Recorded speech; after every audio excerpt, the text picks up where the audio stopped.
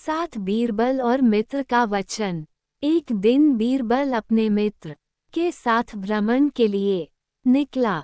दोनों बहुत दिनों बाद मिले थे, इसलिए बातचीत करते हुए न समय का पता चला न ही दूरी का। चलते चलते दोनों बहुत दूर निकल आए। उनके मार्ग में एक नदी पड़ी।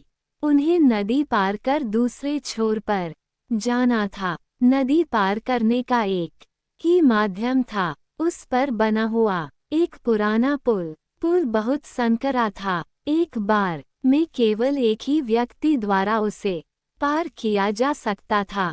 बरसात के दिन थे तो पुल पर काई जमी हुई थी, इसलिए उसे संभल कर पार करने की आवश्यकता थी। पहले बीरबल पुल पार करने के लिए बड़ा और सावधानी से धीरे धीरे चलते हुए सही सलामत नदी के दूसरे छोर पर पहुंच गया। अब मित्र की बारी थी। वह भी पूरी सावधानी से पुल पार करने लगा, लेकिन पूरी सावधानी बरतने के बाद भी नदी के दूसरे छोर तक पहुंचने के कुछ दूर पहले उसका संतुलन बिगड़ गया और वह नदी में जा गिरा। मित्र को नदी में गिरते देख बीरबल फुर्ती से अपना हाथ बढ़ाया और बोला, मित्र, जल्दी से मेरा हाथ पकड़ लो, मैं तुम्हें बाहर खींच लूंगा। मित्र ने वैसा ही किया।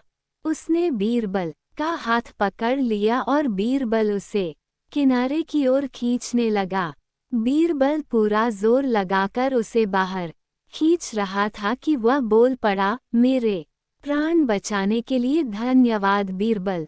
मैं तुम्हें वचन देता हूँ कि इसके लिए मैं तुम्हें एक बड़ी धनराशि पुरस्कार स्वरूप दूंगा। ये सुनना था कि बीरबल बे कहा धन्यवाद और मित्र का हाथ छोड़ दिया। मित्र फिर से पानी में गिर गया, लेकिन वह तब तक लगभग किनारे पहुंच चुका था। थोड़ी मशक्कत कर वह नदी के बाहर आ गया।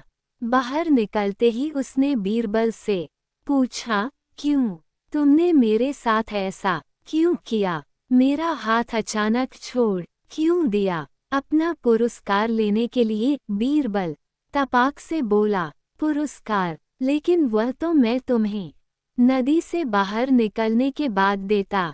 तुम मेरे सुरक्षित बाहर निकलने की प्रतीक्षा तो करते। मित्र बोला, तुम भी मुझे पुरस्कार देने की बात कहने के पहले पानी से बाहर आ जाने की प्रतीक्षा कर लेते। मित्र बीरबल ने शांत भाव से उत्तर दिया।